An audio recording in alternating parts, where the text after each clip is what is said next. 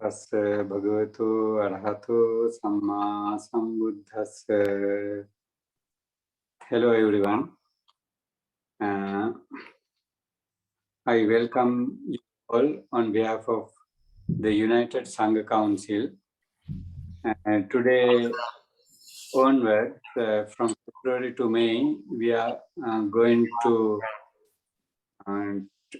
discuss about the life story of the Buddha. Today is going to start on that. And today, for the program of today, Venerable Nakagaki is going to lead us on paying homage into the Buddha, Dhamma and Sangha. And Venerable Yogavachara Rahula is going to conduct meditation, Buddhanusati meditation. And then Venerable Kamalsiri is going to be the convener, and Venerable Sutadhara and Venerable Geshe are going to be today's main speakers. And with the panel discussion, a program would be conducted. And so I welcome you all who conduct the program and who participate. Thank you very much. Please start, Venerable Nakagaki, you are paying homage.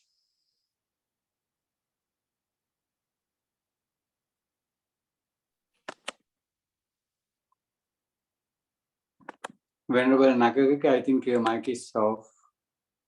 Sorry. Oh, okay. Yeah. So, hello everyone. And konnichiwa, konbanwa, Nakagaki desu. My name is Reverend Nakagaki. So I'll be chanting in Japanese. So for the three treasures. So please join me in meditation or place your palms together and bow your head.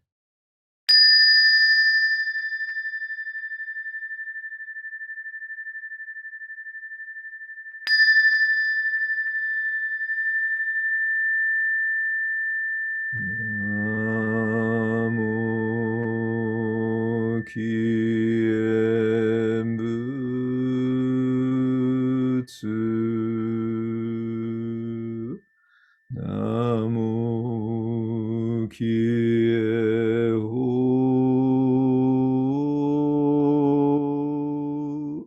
Namo kie so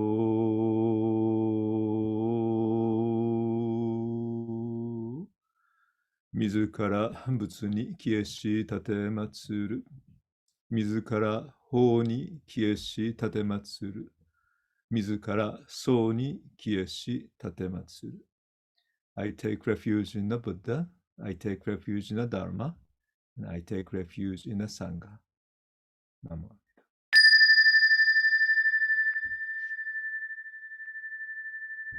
Thank you.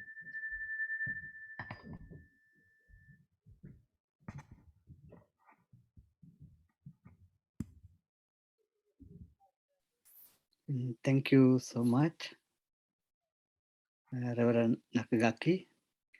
Now today, meditation going to be conducted by Venerable Yogavachara Rahula, and he's going to conduct the Buddhanusati meditation. It is relevant to our topic today. And so, Bante, I would like to invite you to start your presentation. Thank you. I'm going to begin by chanting the Buddhanusati in Pali, and then going through it in English. So try to just, once I do the English meanings you can contemplate these while looking at the Buddha.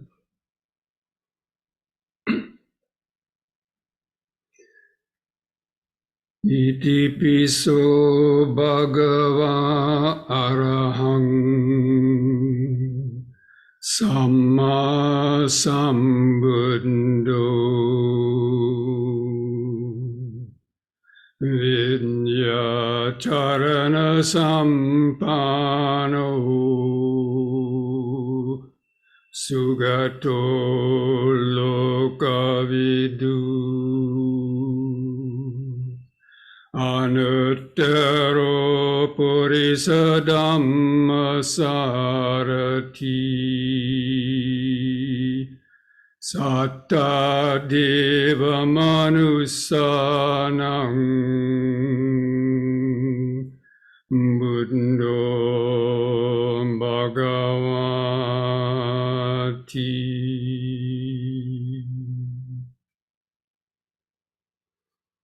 Such indeed is the Blessed One.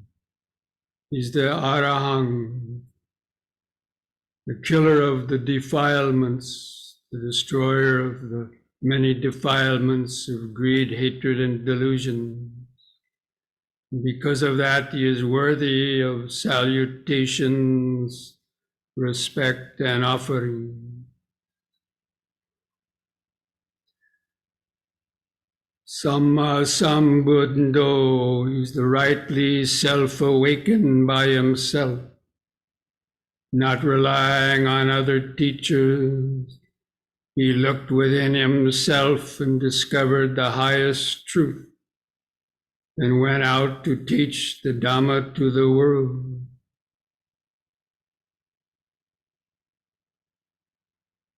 Endowed with knowledge and conduct, he had attained all the higher knowledges, the abhinyas, the path knowledges.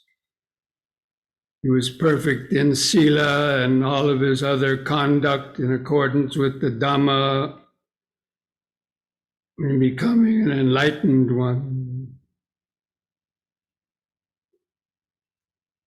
The Sugato, he's gone to the good place, gone to the pure place, realized Nibbana by going by the path of practicing the 10 paramis to attain supreme Buddhahood. Lokavidu, the knower of the world. He thoroughly knew all the 3 worlds of the sensuous realms, the realms of fine form, and the 4 formless worlds. And he knew all the karma that had to be done to be born in these various worlds.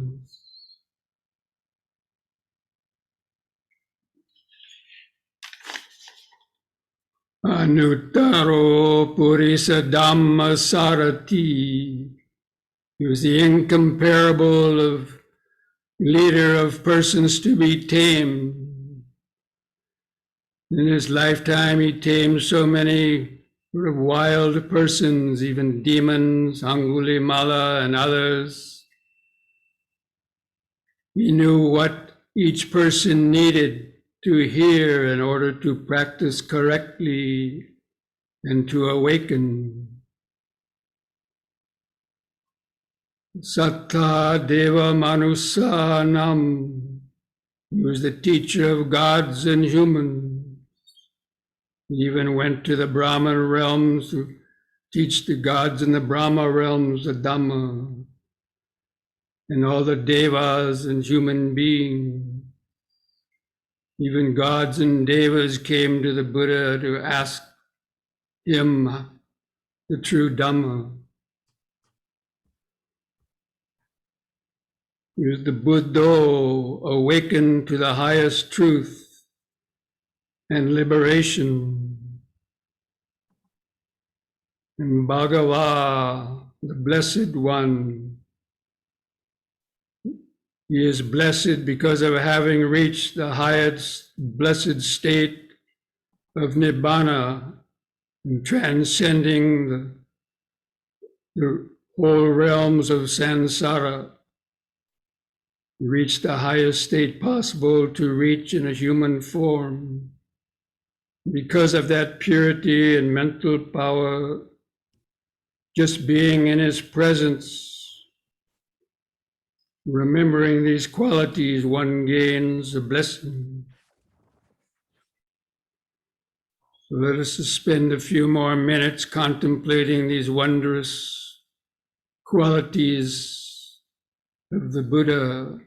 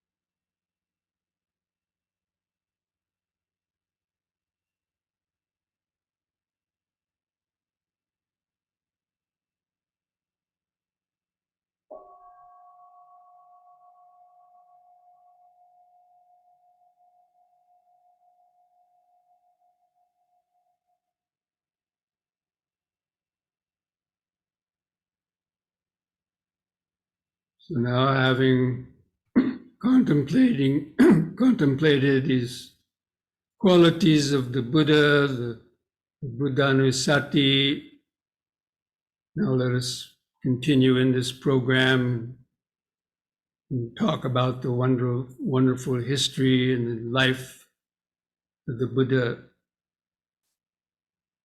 in which these qualities will become more clear as we examine his life and history.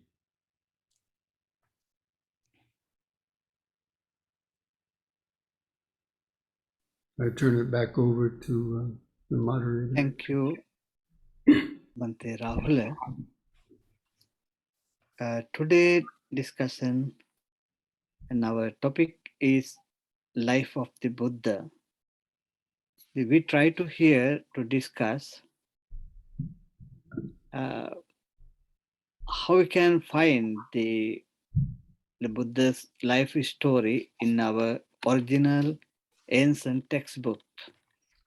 Especially why, if we think about why do we going to discuss about this, most of all of historical books, the history book, the biographies are in Pali and Sanskrit.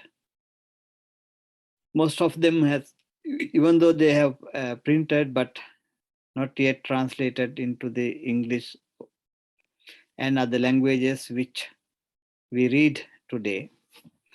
So if we have a chance to discuss the Buddha's biography with knowledge of historical books and original books, especially in Pali, Sanskrit, and Tibetan translations, it is very important to us to understand and get information to the Buddha's real life. So today our topic is the birth of the Buddha or birth of the Bodhisattva or Siddhartha. And today Bante Sutadhara and the Venerable Sutadhara and Venerable Geshe Darge are going to discuss about the birth of Buddha with the knowledge, with the knowledge came from the original text. Then first I would like to invite the Reverend Sutadhara to start his presentation. Thank you, Honorable Bante Kamalasiri and all Sangha members who are participating, dear friends in the Dhamma. The topic is very interesting, and as well as it's very close to all and also all our hearts. In any Buddhist temple or Buddhist center, always everything starts with by paying homage to the Buddha, and also every day those activities are conducted in that way. The means just in honor of the Buddha, always we do things. When it's well, when you look at the story of the Buddha as found in early Buddhist scriptures, I would like to just since this is the first talk, like 2 talks on the story of the Buddha, the great story of the Buddha. So I would like to just go into just start with this, the Theravada Sri Lankan popular way of celebrating the Buddha's life events. That every well, according to this, the Sri Lankan and as well as in many Theravada countries, the full moon of May is considered the birth of the Buddha, and as those 3 great events, birth, enlightenment, and the passing away, all 3 events are celebrated on the same day. That's the full moon in May. When it comes to the Sri Lankan context, there are so many other events in different other full moon days. We always celebrate, and also at least in Buddhist temples, when 8 precept retreats are started, that always monks announce that, okay, this full moon day, we these great things happen in the history of Buddhism, including certain events in the life of the Buddha. Then when we go into the Pali scriptures, the early, we divide those scriptures as early, the original text tradition, and as well as then next commentaries, and then further commentaries, also the chronicles, etc., etc.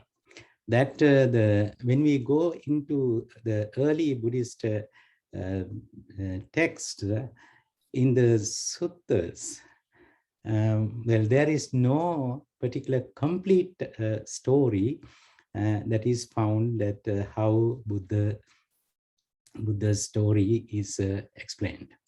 That but it is that the earliest one I would like to quote is that in Digha Nikaya, there's the long discourses, in the volume on long discourses, the Mahapadana Sutta. It is the sutta on the great biographies.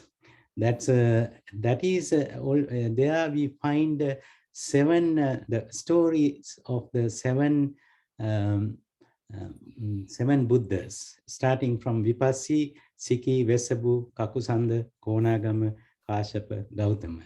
That comes as a story brought up to the attention of the Buddha by celestial beings. So that's the first the story. Then out of those seven, one Buddha, the present day that we always talk about, that's the historical Buddha. And then all the other Buddhas were historical Buddhas that in the chronicles we find that when we go into the this seven Buddha story, several places we find some reference to these seven Buddhas throughout Sutta tradition, all the discourses, dialogues. Well, we always connect with the early Buddhist scriptures. Then later we find that in the commentarial tradition, beg your pardon, I want to include something else.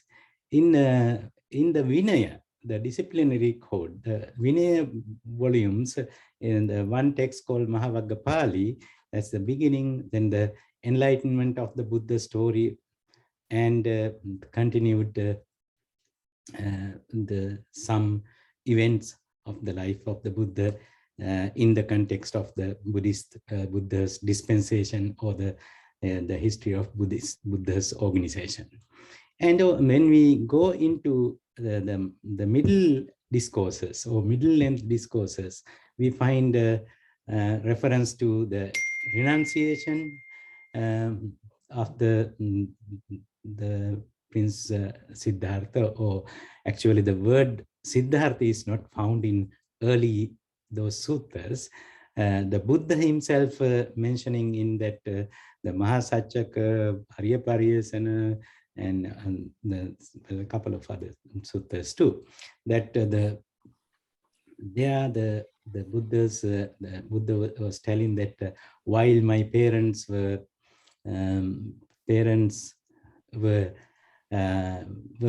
crying, weeping, I left my princely life and went in search of what is kusala. What is kusala means, kusala, even though people try to say that Buddha was trying to find the truth, but in early scriptures we don't find the word satya, or the truth.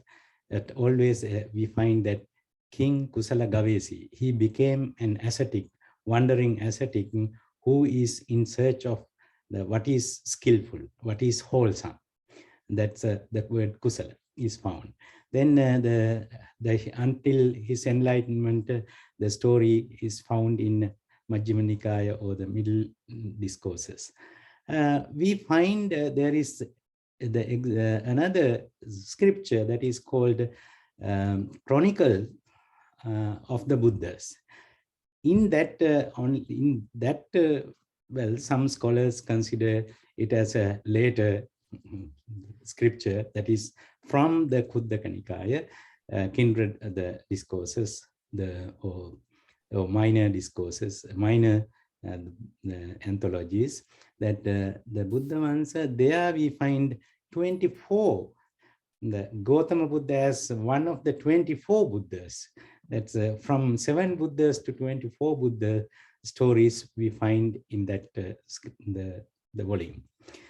Then also in the Digha Nikaya, and also, yes, in Digha Nikaya there are 32 characteristics of the body, like characteristics of the Buddha, that birthmarks found on the body of the prince who was born.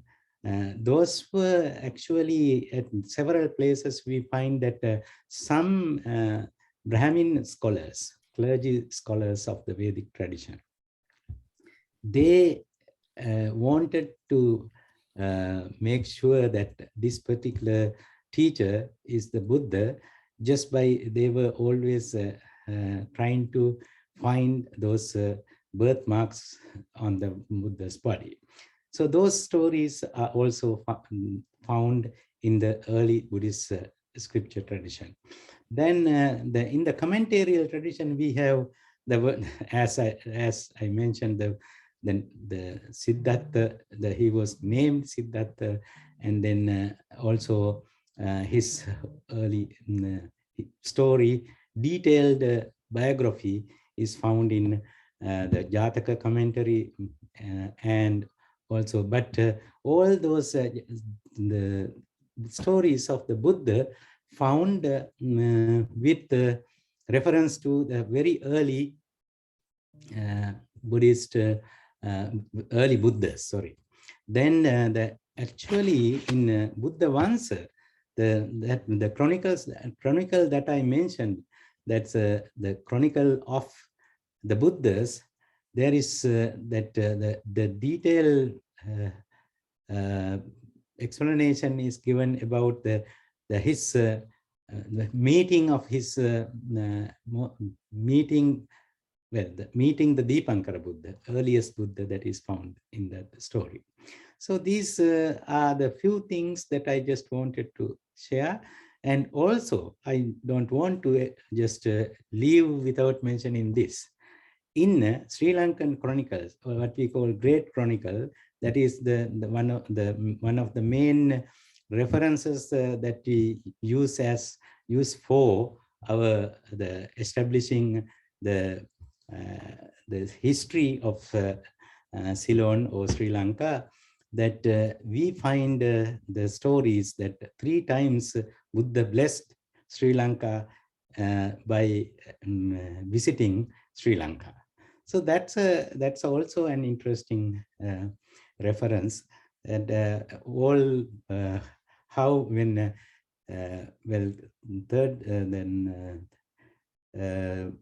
when Buddhism was introduced to Sri Lanka, it's just 236 years after the Buddha. And then, we have those references in our stories, always trying to establish the local tribal relationship to Buddha's family too. So that's these are very interesting aspects that always I don't want to just simplify this, but it's very interesting to see that we want to be connected with our most revered personality in the history, not by the practice of his message, but by paying homage and making offerings to him. So that's because, but then it's always easier to connect ourselves by paying homage to the messenger, rather than practicing or following the message given by him or her. So this, with that note, I would like to conclude my presentation, and later in our question answer session, we can further go into details. Thank you for this opportunity.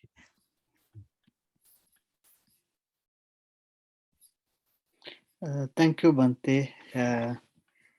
Now the time for the listening to Venerable Geshe Darge about same topic.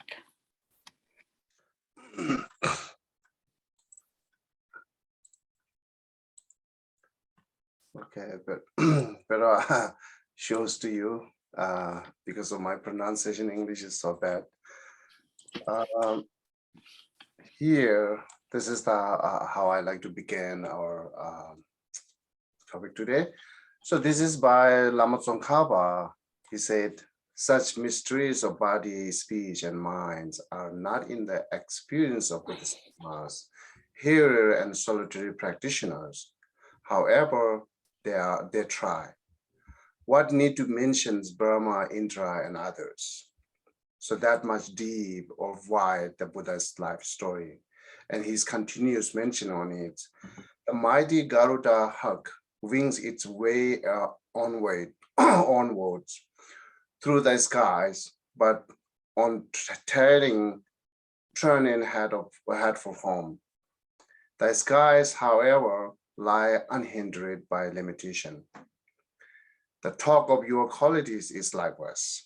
So therefore, talking Buddha's life story is too broad. But I make more simple and some necessary things. And then also I'm not going to repeat what Pandit Sudhadhara mentioned is thank you. And then the Mahayana Tibetan perspective way, how we say the Buddha's life story, or how we call it, and how we combine the Buddha's life story, and then how many Buddha's activity we celebrating in once year, and based on Tibetan lunar calendar. That's things I'm going to say it. The first Buddha's life story, we are not really call it history or life story. We call in Tibetan Namtar. Namtar in Sanskrit, Vimuksha, right? And then I think Pali, Vimukha. That's Namtar. That's as we call. And literally translated in English might be say liberating lifestyles. That's how we call it.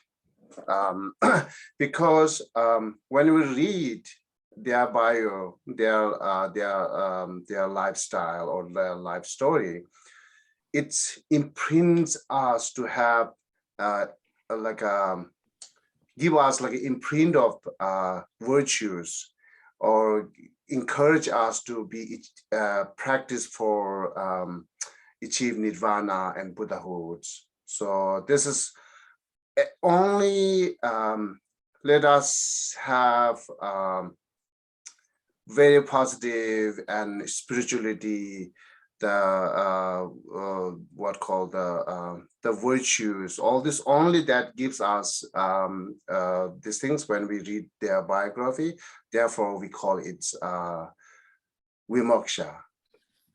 So, and this is not the only Buddha. Whoever their life story, when we read their life story, and they give us to encourage to achieve enlightenment or nirvana, that we call Vimoksha, Namtar in Tibetan. So liberating lifestyle is okay.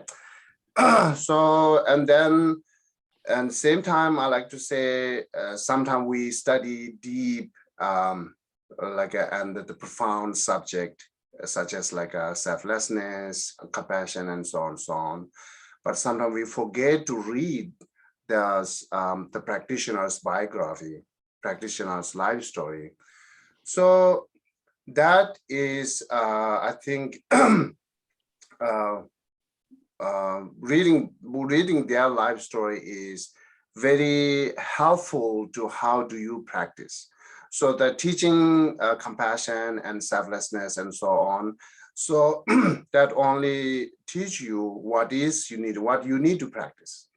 And reading life story is teach you how you need to practice. Same time, it's very encourage you to do practice, because the way they accumulate merit, where they work hard, where they put joyful effort for practice is very inside and encourageable. So therefore, when I was young, I'm reading a lot of many high lamas, Buddhas, and their biography. It's a lot of help me. So it was changing all this my environment. This is good. That's the one thing I like to say. And the Mahayana, Tibetan Mahayana, when we talks about Buddha's life story, or I'm keep using that Buddha's liberating lifestyle, okay? The Buddha's liberating lifestyle.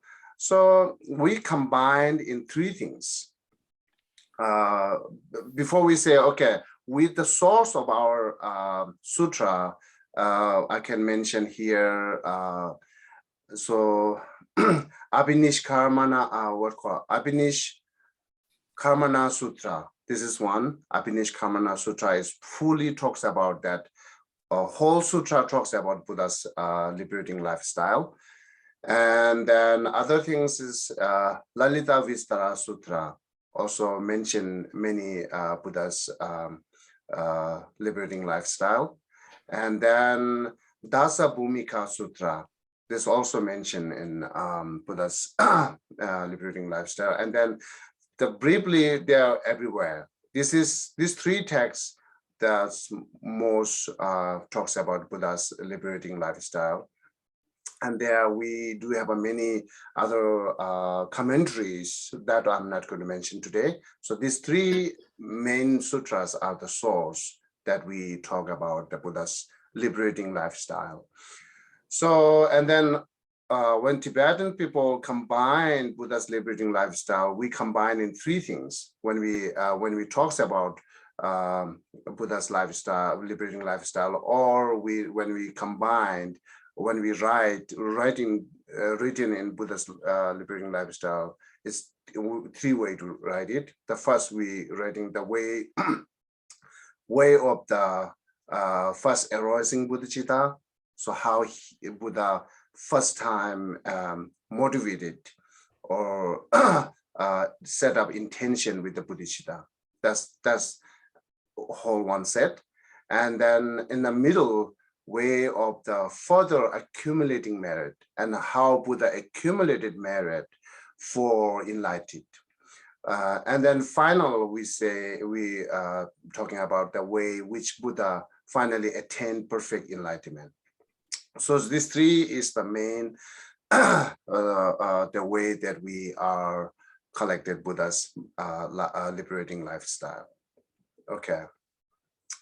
And in generally, both Theravada and Mahayana commonly accept their the Buddha's 12 deeds, liberating lifestyle. So I saw many explanation and draw in India. Many India Theravada are they drawing this way, the 12 deeds, and we Mahayana also talks about the 12 deeds. And just briefly mention what are the 12 deeds we commonly talking, right? And okay, Bande Sutta, you just make me clear if I say something wrong based on Theravada perspective, okay? So the first one is we call the descent from the Tushita. So the Buddha descend from Tushita to come into earth. And then second, entering the mother womb. And then third one is taking birth. And fifth, becoming skilled in various arts. And then sixth, delighting in the company of royal consort, that Buddha take his consort and all these things. So these six are the activities of laypersons. The 12 deeds that Buddha 12 deeds are divided into two. The six are the activities of layperson when he was in lay people, and other six are when he became an ascetic.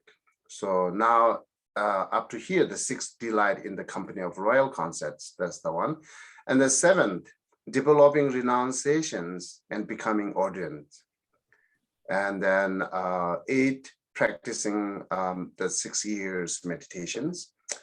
And then in 9, proceeding to the food to Buddha tree. And then 10th, overcoming maras, all these maras, evil or right. And 11, becoming fully enlightened. And then 12, training the will of Dharma. And then sorry, the first two is same. Okay, I have here 13, the passing into the Mahayana Mahaparinirvana. This is the last one. Actually, count is 12, passing into Mahaparinirvana. this we commonly talks, and also sometime some Theravada text talks the 8, and then even like a Mahayana, Tibetan Buddhist or Mahayana, even we talk 12, but they have a count different activities. So which is not included here. Sometimes they counted Buddha leaves his family to become as, this is counted as one important activities. And we also counted the Buddha descent from the heavenly realms. So Buddha went to repaying his kindness for his mother to went to heaven. And after all this done, then he came back earth again. So that's we call descended from the heavenly realms. That's we counted one activities, which is not included in 12 deeds. And also the Buddha miracle day, the great miracle. The great miracle Buddha actually the Buddha taming the devas and spirit with by the miracle. So that's also we counted one of these activities. And in general, I can say either we call 12 deeds, but the 12, if Buddha has countless or they are huge activities, almost we cannot describe it in our entire life, right? So that much Buddhas have activities, but then why make it 12? So that's answer for that is saying, make easier to remember what is most Buddha's important activities are, therefore make it 12. So how do you say that it's the most important parts are put in 12? Because when we counted 12, there are many different ways to count it. So for what I counted, some activities are not included in 12, some activities which is talks in other sutra and commentaries. So therefore, the 12 is only that makes easy to remember the people what is most Buddha, the most Buddha's most important parts are. Therefore make it 12 deeds. That's my understanding. So now, same time I can say in Tibetan Mahayana, within these 12 deeds, what we celebrating. I will show you the screen share. Okay, here. So entering the mother womb, taking birth, it's sometimes people count it entering the mother womb, sometimes it count as taking birth.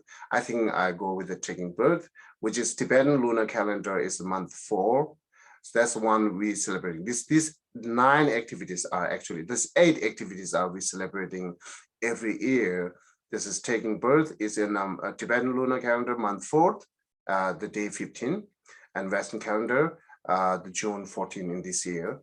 And then developing renunciations becoming in month 4, which is day 8, June 7, and Western calendar, and overcoming Mara host and becoming fully enlightened, passing into Mahaparinirvanas are same like month 4, day 15. And Western calendar is June 14 this year. And then we also celebrate the first training of the wheel of the Dharma. It's Tibetan lunar calendars month 6, day 4. And then Western this year, August 1st. And also we celebrate descended from the heavenly realms, which Tibetan month 9th, day 12, and November 5th. It's on November 5th. And the great miracle day, the month, Tibetan first month, we celebrate 15 days, 1st to 15, that Buddha did teaching and all these miracle things. So it will be happening in March 3rd, beginning from March 3rd. So, and then 15 days.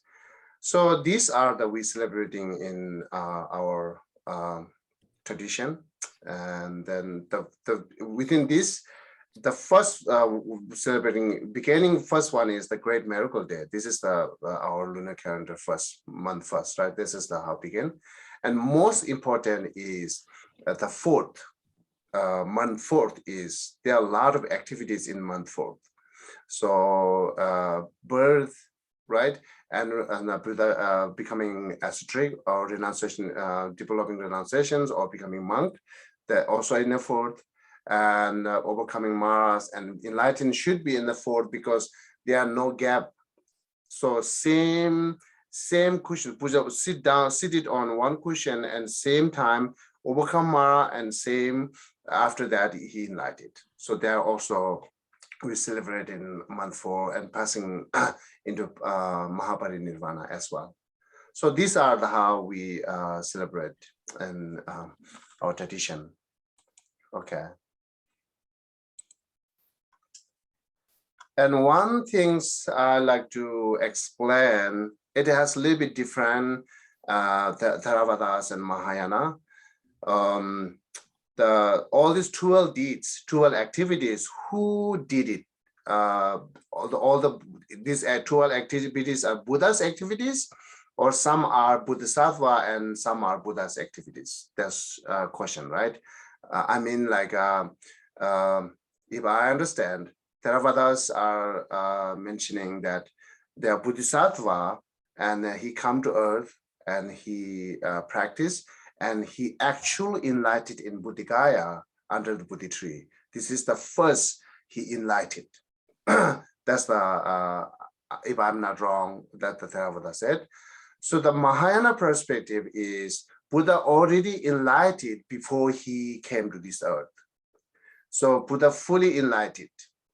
So all this, he came to earth and he kind of like pretended for enlightened, pretended for having suffering, pretended for all those activities.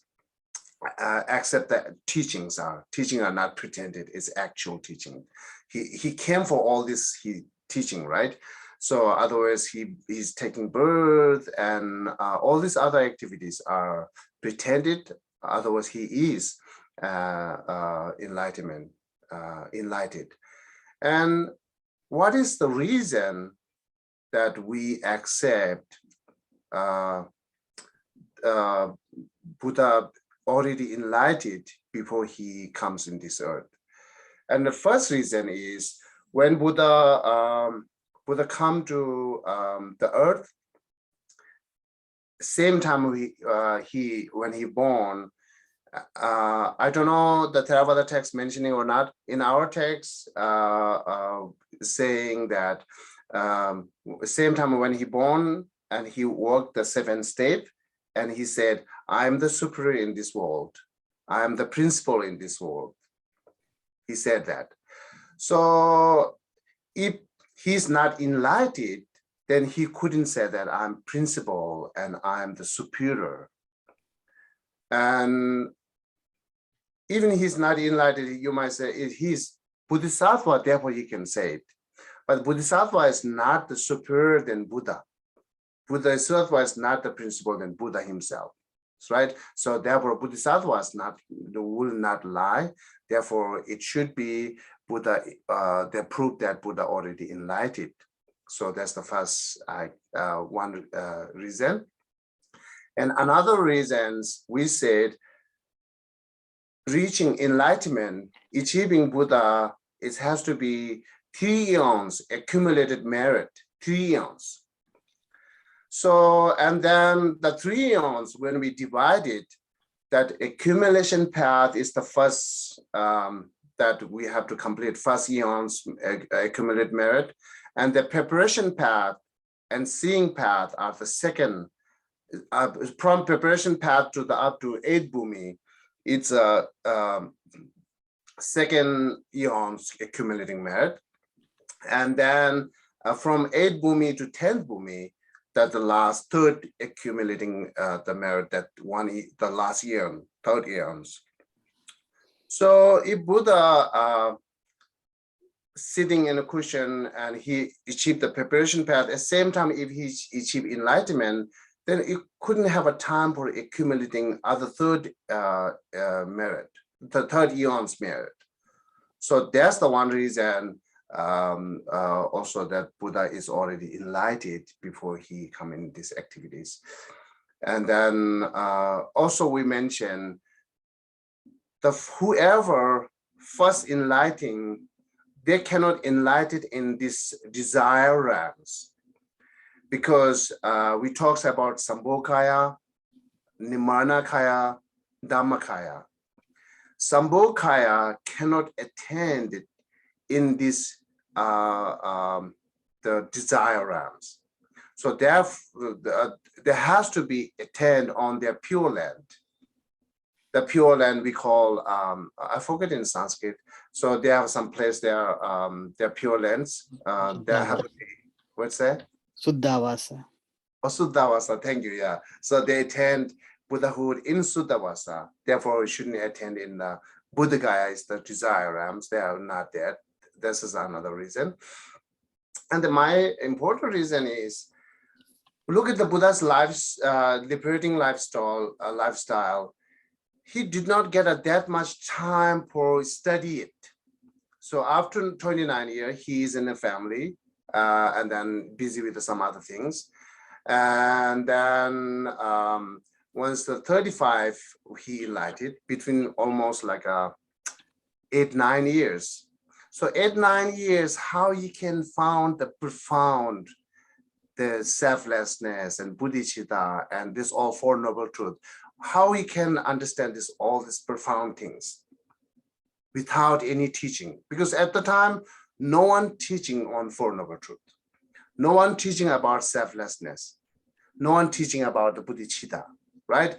So even Buddha himself said, I found one very profound object which no one can understand. Therefore, keep silence. That's the Buddha said after he enlightened, which is talking about the selflessness. Our term is emptiness. So how he could understand this all profound, deep subject are within 8 years, right? This is thinkable. Therefore, Buddha, therefore we say Buddha already enlightened before he come to this earth, and this all he pretended beginning as a born, as a father and mothers, all these things, and then after he pretended as enlightened, then he continues to all this. That's just the main point he teach to earth, and also we saying. Mainly Buddha come here in this earth to teach us to how to change through by training your mind. So therefore Buddha did not focus too much on how world exists, how earth becoming, and when is the beginning of the world. So the external thing is not that much pay attention it. So Buddha more focus on internal training, internal changing things. So therefore you can find most of Buddha teaching is mind training. So of course Buddha talks about what the reality of phenomena, but still it goes inside. So therefore Tibetan we call Nangpa. Nangpa is an inner training, right? So generally we say Buddhist, right? Tibetan we say Nangpa. Nangpa is inner trainer. So that's the main Buddha came here for, teach us how to overcome by suffering through by training your mind. So that's how we did it. Okay, so that's the so far. I just make briefly about my perspective. Thank you so much. Thank you, Lamaji. Then today actually we wanted to focus mainly to the birth of the Bodhisattva. So I would like to ask several questions, both of you, but the Lamaji. according to you explain, I saw it according to the Tibetan tradition or Mahayana tradition. I don't know, it is in the Japanese Nakagaki, his idea about that. The Bodhisattva has taken birth in June and attained to enlightenment also in June, and they attained to Nibbana in June. But according to Theravada, it is before 1 month. It is May full moon day. Then we have to think about that. How happened it? What is the reason? What is the reason to this differences? We can think about that also. Right. Before I just share for Japanese. Then basically, the Buddha's birthday is April 8th. Before 1 month. Then. Yeah, 8. But then, of course, the 8. There was a new calendar that we do, but 4th month of 8 days, I believe, the way that description. But then then what is actually the original date? That means it is the full moon according to lunar calendar or solar calendar. But no, I mean, used to be Japan used the lunar calendar like everybody else until Meiji era because of the they need to sort of like catch up with the West. Because so that's why they change actually in Japan, certain ways, everything. Meaning like used to be the lunar calendar April 8th, which is like a May actually. But then they didn't change. I mean, but they stay the same date of the lunar day as a solar date. So that's why it's actually doing April 8th because is the current calendar we always do April 8th. I mean, it's just the same day every year. And then that is meaning it happened because of the modern calendar. If not, in Japan tradition, it is in May full moon day. Yeah, well, yeah, it's just, I don't know. I didn't do anything. I mean, that's just the way at the government level, historically, they just change everything for the modern calendar. So that's why sometimes they have a 2 birthday of the Buddha. One is the lunar calendar, the other one is the solar calendar. And so April is, or in a way that I talk about Nirvana Day, this is also set in Japan. It's always February 15th. Full moon day of the second month. I mean, the first month, I guess.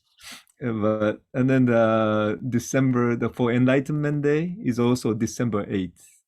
So, which is also different.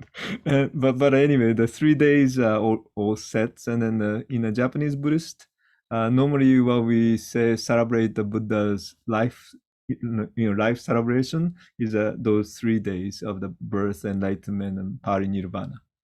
So, and then this next question for I think it is better the both of you support to that Venerable Nakagaki and the Lama Ji.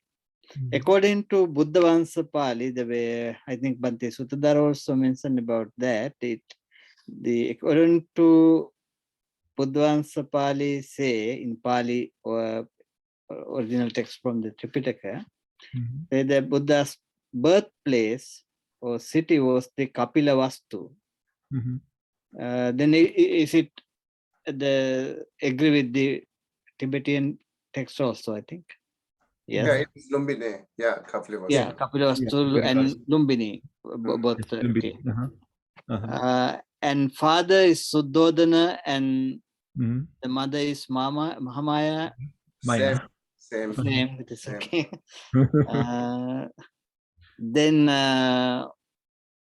he had 3 fellows for the 3 seasons. Also has given names for them. Ramya, Suramya, Subha. What is that? I don't know. I don't. Yeah, there was 3 fellows for him built by his father for the 3 seasons. Oh, 3 paras. Yeah. Oh, okay. Well, three fellas, that's we don't know. Actually, first things But are. the Lamaji, but I have seen in Tibetan temples, in Mhm. paintings, three palaces. Oh, Yeah, that- actually, your first question, I like to say a little bit, but I really apologize that we talked about too much all the Buddha's life story, because in our flyer said great activities in the Buddha's life story. Therefore, we talk on it. So we do not see only the specific life birth, right? Therefore, Sorry about that because of the according to the we decide 5 topics until May. Today is the first one for the birth of the Buddha. That is okay. We can fix it. And then, of course, we don't have a common the Buddha birth and enlightened time, because I think even like in Tibetan, there are many scholar talks different day and different time. Some are matching with the Theravada's tradition, some are not. And even Theravadas, I saw there are no all talk same time. So therefore, this is not our problem, right? This is what called we have to make together. But the His Holiness Dalai Lama mentioned earlier, we should test with the Buddha relic. Some scientists, how long and what years, Buddha, the Buddha bones and Buddha relics, we do have it. If we examine it with the Buddha relics, how long it is and what time it is, then we can come in at the same time. This is better prove us instead of historically. The historically, all different. That we have how many countries, Buddhist countries there. Every country talks different. Japanese countries talk different, Chinese as well, Tibetan as well, even like a Theravada, Burmese, and then Sri Lankas, all these talks different. That's problem is earlier we don't have enough noted there. This is not our today's people's problem. So, but we should try to make it together and one. This is the best way to do it. Examine it in Buddha relics. Then we all can follow. We all can accept. Otherwise, no one knows. No, I do have one question part also. Is that really the 7 steps, or they say 4 directions, right? Or does it have a description like many sutra? I mean, the scripture talk about 7 steps, but then the 4 directions. So would that mean 28 steps? So I was wondering. It's always like a 7 steps, yeah. but I saw 2 different commentary on it. One commentary said 7 steps, 1 direction, but look at the 4 direction, his face. This direction, and he says something in that direction. There's the one, and another commentary say yes, that 4 direction he steps 777. So yes, I saw it. I think it is better, Bante Sutadhara, if you can explain something about within the Acharya Bhuta Sutta in Majjhima Nikaya. Yes. In Acharya Bhuta Sutta, it is actually if you go into the details about it, that those are it's just to tally with these stories. It is like these are the most miraculous happenings that the 7-step story is all in detail we find in commentaries, but not in the early text. But in Acharya Bhuta Sutra, it's mentioned about that. Yeah, it 7 steps to the east. Yeah, that's true. That is true. But in that sutta itself says that no woman can be the Buddha either, right? So that's also that that is why I say that when you look at, well, my opinion is that when you look at these suttas, if there is something that is not really going, even though it is a sutta, but if something goes against what he originally mentioned in his teachings, but I think it is later, Acharya Buddha Dhamma Sutta, the word bodhisattva is found there, and then also the word when you compare it with the Arya Pariyesana Sutta, that is the Buddha always didn't go into details about his early part of his life. The earliest reference that we find in his life is that after his self-modification was over, that he realized that well, just by giving pain, suffering to the body, well, he is not unable to attain enlightenment. Rather than attaining enlightenment, he would end his life. So he just was at the crossroads at what to do at that time. And then he suddenly remembered that when he was a young boy, when he was just walking in the fields of his father, when he was doing all the tilling or the harvesting, right? That then he sat under a tree and he was meditating. Actually, that's the method that he used for his enlightenment. The Buddha in the suttas, that's the earliest that I find to his early part of his life. But other than that, the Acharya Buddha Dhamma Sutta, Acharya Abhuta Sutta, I find it as a more kind of a later addition. Maybe at least originally it was something, but later it was developed into a different one. So it's true, as you said, it is true. All these the later stories are found there, and then when we go into the commentary, the Jataka commentary, the Dure Nidana, the distant the chapter, and the Santike Nidana, the recent chapter, we find those early stories before born in this life, and then later the second chapter is to explain the story as you mentioned in this Acharya Buddha Dhamma Sutta. I don't know whether the story, the summary found in Acharya Buddha Sutta expanded in the commentary, or what the commentators wrote was summarized into the Acharya Buddha Dhamma Sutta. That's my just personal opinion. But true, as you said, that there is that mention, and that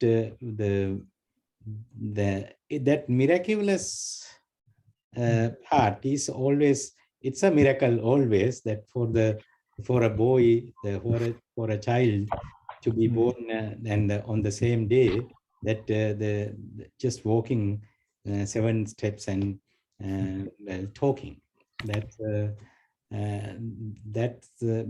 right after that, well, the story is found that he was just an infant, right? So that is what I see, that this story has been told several times in several versions. And the sutra, can you give me the name of sutra that you mentioned, the woman can enlighten, that sutra? It's that woman cannot be the Buddha. A woman has to. Yeah. Is there any sutra that woman can do it? And there is no. Oh, I see. Yeah, Okay. exactly. If a woman, well, that is why I say that I have always I always compare it with what Buddha said, that okay, for enlightenment, that there is no well, even in the later, some nuns used to say that okay, when the Mara came to her that and said that how can you achieve what has been achieved by all those great people? You are a woman. Then the nun says that what has to be done with the femininity? If when my mind is straight and focused on my meditation, then I can attain enlightenment. Those, when I look at those, because the Buddha already gave women that power, that okay, the confident, have trust in yourself, your effort, and you can move on. That and then also this, I don't want to take this topic to the further detail, but just that is, and also there is another sutta in, I can find the reference for you, that it says another sutta that says that the woman is unable to be the Buddha in the female body. Then she has to be born again as a man and be enlightened. That's Some of Mahayana Sutra said that same. Yeah. Yeah. Therefore, I It's surprised again, which sutra yeah. said. Therefore, I tried to get name. Then Yeah. again, but again, if you go there, however, if Adbhuta Acharya Bhuta Sutta, the early sutta or later sutta, yeah, that sutta is accepted by the Theravada tradition. True. Yes. Yeah. So then according to this sutta, we can see the Buddha was in, the Bodhisattva was in Tusita, and explain how he was in the womb. Yeah. And then after that, how he take the birth, and 7 steps to the east, and saying that version, I am the great Bhante. I don't know, it is better if you can. The Lamaji also mentioned about that.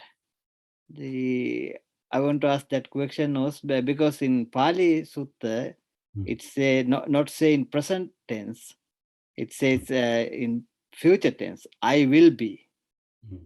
I will be the great. According to the sutra. Well, this is Acharya Bhuta Sutta. It's the whole most the events are just recited by the Venerable Ananda, right? Yeah. And it's yeah. Tathagata, so it's I am just turning the pages of the English translation by Bhikkhu Bodhi.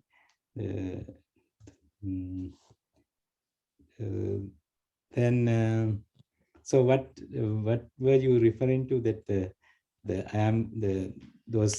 Lions Rover of the Prince, right? The 4 things that he said.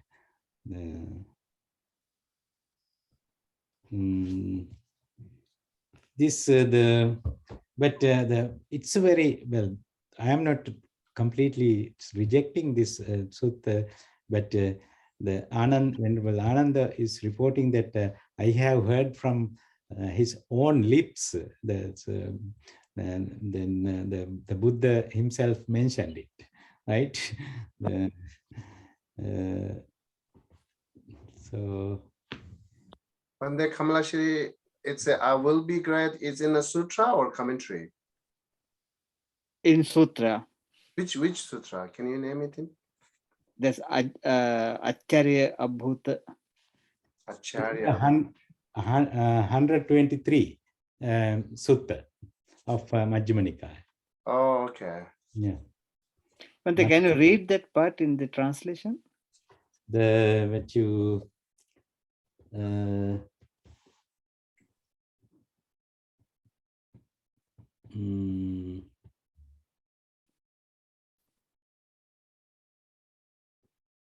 the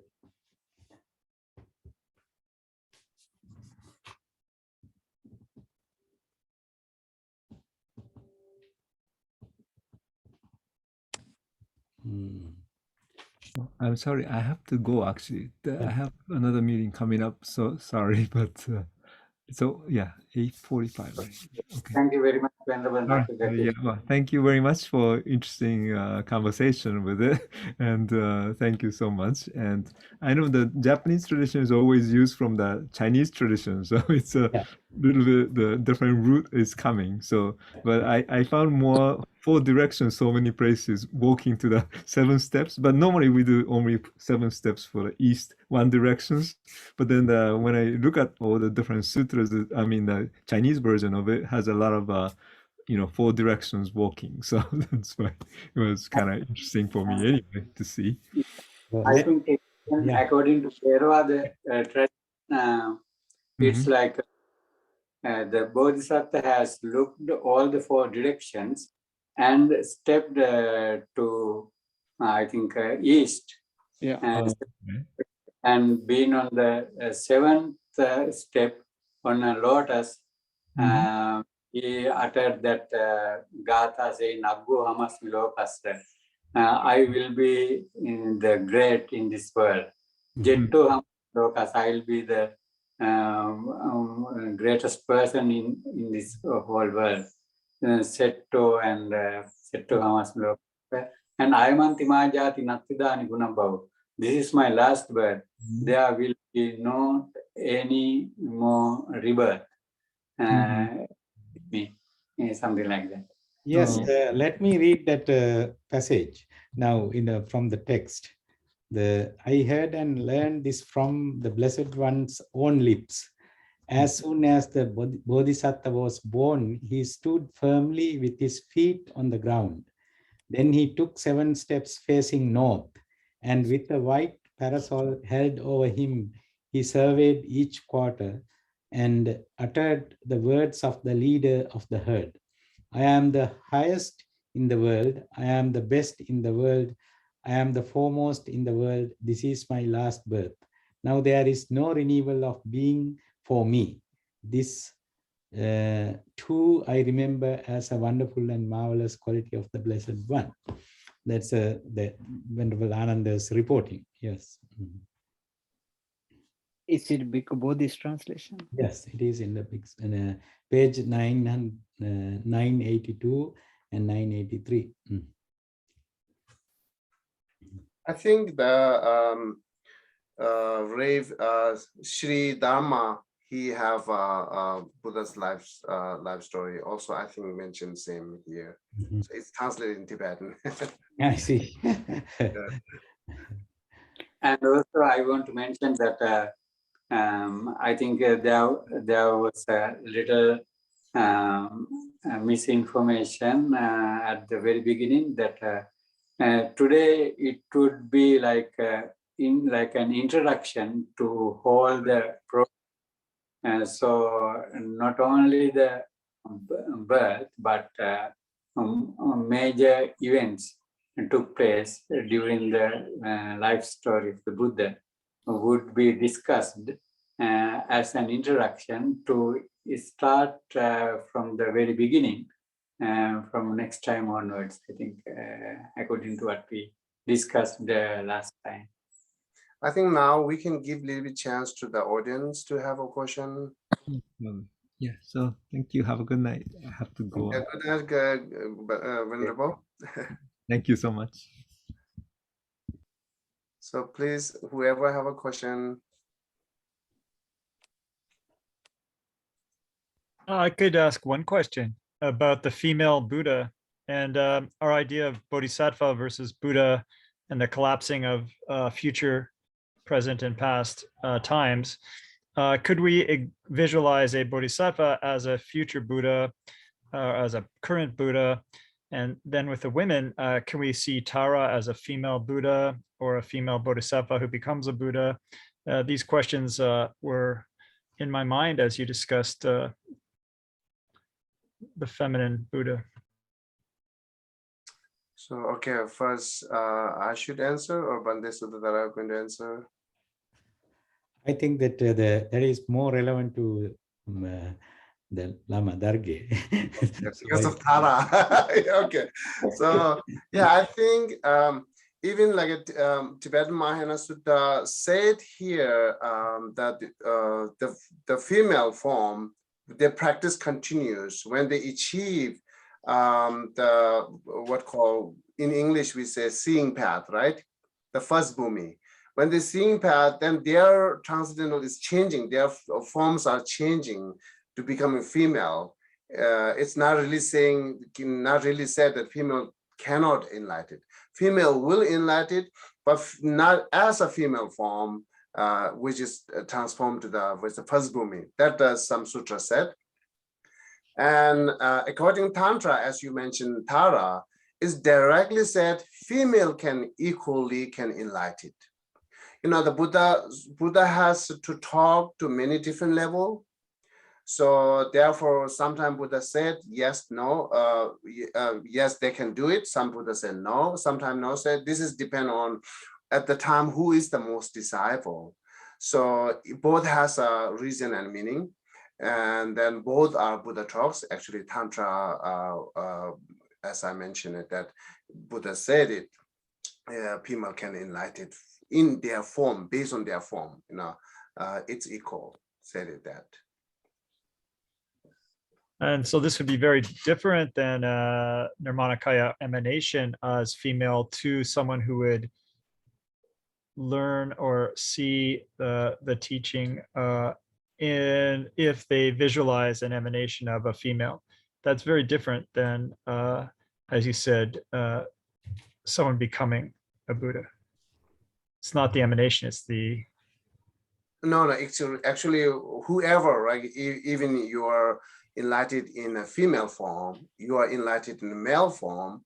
So when you enlighten, so there are actually enlightenment, the forms are not really, in Mahayana perspective, see, it's not really solid, which we have like a blood and bones and flesh. We don't have that. It's a purely light, right? The forms are purely light. We really don't describing its female form or male form, but as emanated, as an emanation, right? The Nirmanakaya, as emanated, they can do even Buddha Shakyamuni as a male, after he enlightened, he can also emanate female form. And Tara can also emanate male form. So that could be go different. It's not necessarily always female has to be emanate female form. I think that is the way we have everybody. I think we have to agree to that. What is that? After attending to the Buddhahood, the person, any person after attending to the Buddhahood, there is no male or female version. Yeah, just Buddha. The Buddha is not the female, but male or female. So this argument, I don't know, I can't understand it still. According to Lamaji's explanation, we can understand this same idea in Theravadi tradition also, I think, because the women can attain to the Buddhahood, but not the female body. That is the idea. Otherwise, in Theravadi, as a Theravadi country in Thailand, also I know it is same thing in Myanmar also. I have idea about some deities, the female deities. They say the followers or believers, they say, devotees, they say that she will be attained to Buddhahood in future. That idea is in every country, I think everybody's country. I want to add a little bit to it. And, even according to Theravada traditional belief, Bodhisattva, as the Bodhisattva, Gautama Bodhisattva, in remote samsaric life, started to think about the Buddhahood as a girl first. Then she started to fulfill the paramitas, and eventually she became a male when started to get permission from the Dipankara Buddhas.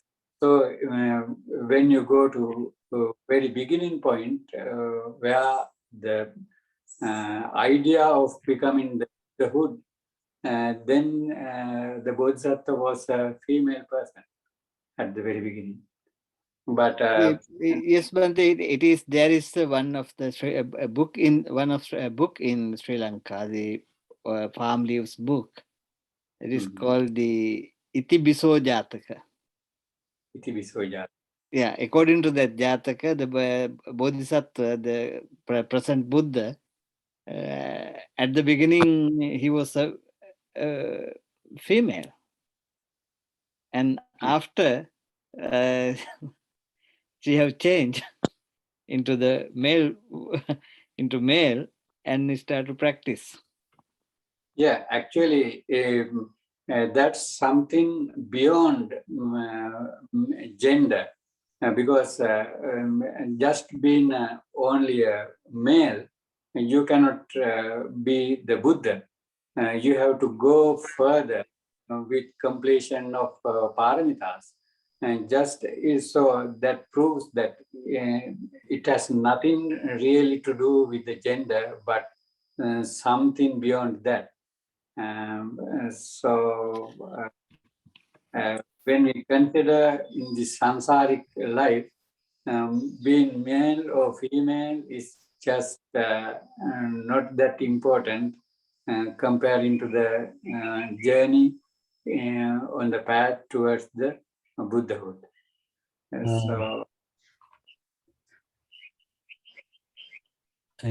Can I add something? And I want to apologize that I think I gave the wrong reference to Darge, Venerable Darge. Actually, what I mentioned about this, the particular fact about the inability of a female to attain enlightenment is not in Acharya Bhuta Sutta. It is in 115 Bahudhatuka Sutta. That is, let me read that page 929. He understands it is impossible. It cannot happen that a woman could be an accomplished one, a fully enlightened one. There is no such possibility. And he understands it is possible that a man might be an accomplished one, a fully enlightened one. There is such a possibility. He understands it is impossible, it cannot happen, that a woman could be a wheel-turning monarch, that a woman could occupy the position of Sakka, that a woman could occupy the position of Mara, that a woman could occupy the position of Brahma. There is no such possibility. And these are this particular passage I remember very long time back in one of my writings. I quoted that to discuss about it. So I just wanted to correct that. So it's 15th sutta, that is called Bahudhatuka Sutta, the many kinds of elements. Thank you. Yes, Karen, you have to unmute it. You have to unmute it first. Can you hear me now? Yes. Okay. I have a question. I'm not sure if I understand this or not. It sounds to me like I'm hearing on the one hand that a woman would need to be reincarnated as a man to be fully enlightened. And so that's one thing I'm thinking about. And then I'm also understanding that the Buddha is beyond gender, and that whether it's male or female is, I think it was you said, that it's not that important along the path to enlightenment. So I guess my question is, when I'm thinking of the image of the Buddha on the altars that we see, I think it's always a male image. Is that correct? Or is that image supposed to be beyond gender? You know, as a Buddha, when we look at the Buddha statue, it looks male, but is it beyond gender? Or I guess I'm confused about that. Sorry, here I think it is a little bit misunderstanding. To enlighten, to attain, to enlighten, there is no that trouble, because it is not beyond a woman or a female, male or female. Anybody, any person can attain. It is agree all of the text, and that is the idea. Attain to the nibbana or attain to the enlighten. It is okay for everyone, but this question has come with only attain to the Buddhahood, means here we use the Buddha, that is the fully enlightened one, and the first one, like the Gautama Buddha or other Buddhas, maybe 28 or 24 or 7 Buddhas before lived.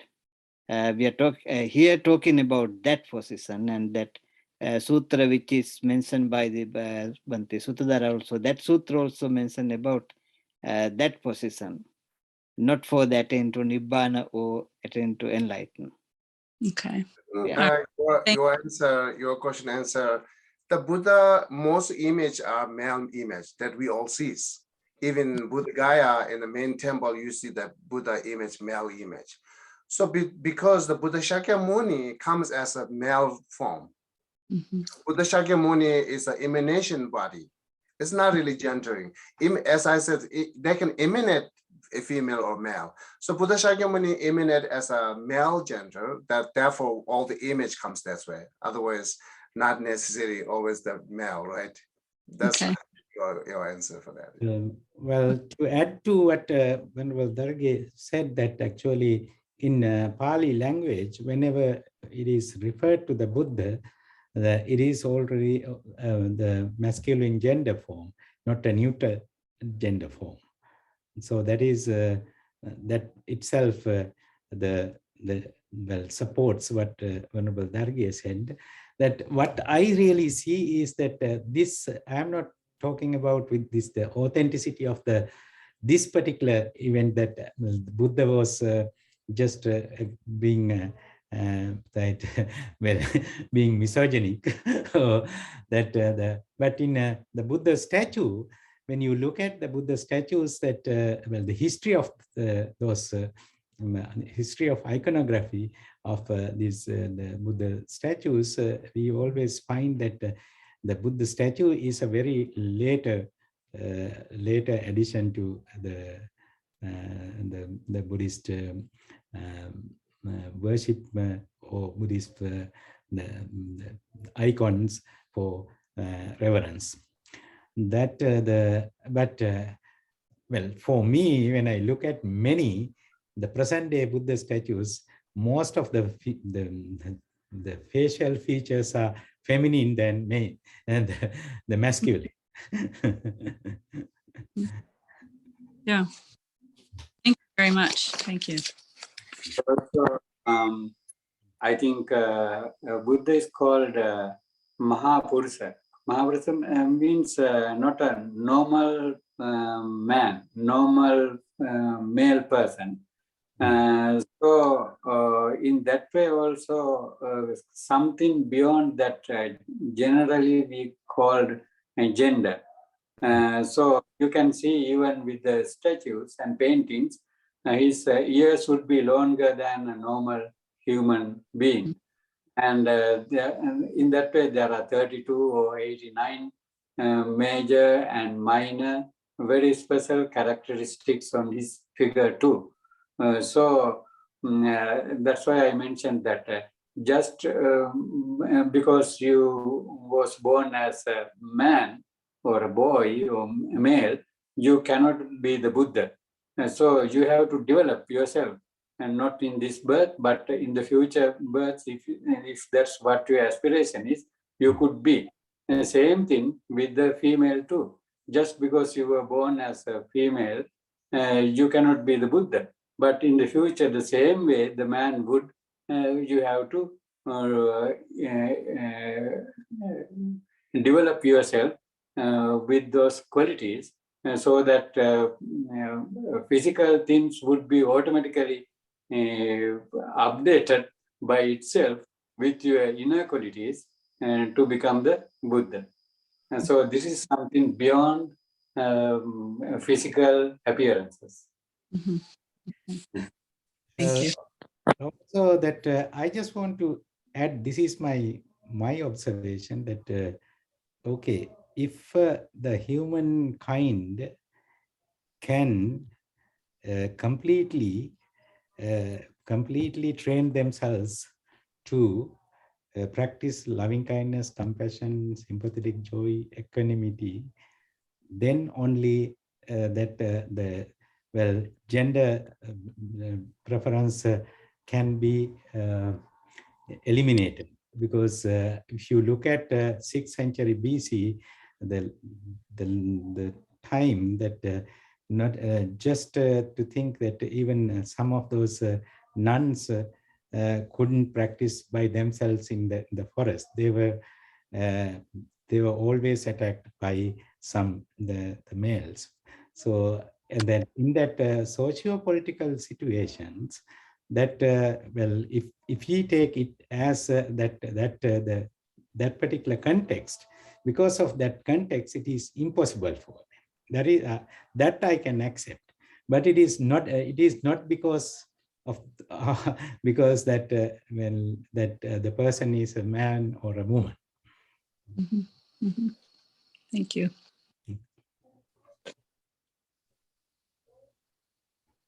Now it is time now. I think Yeah. so. Yeah. I think it's time to conclude. I want to mention that next month also, March 7th, again we are meeting on the one step in the same topic, life of the Buddha.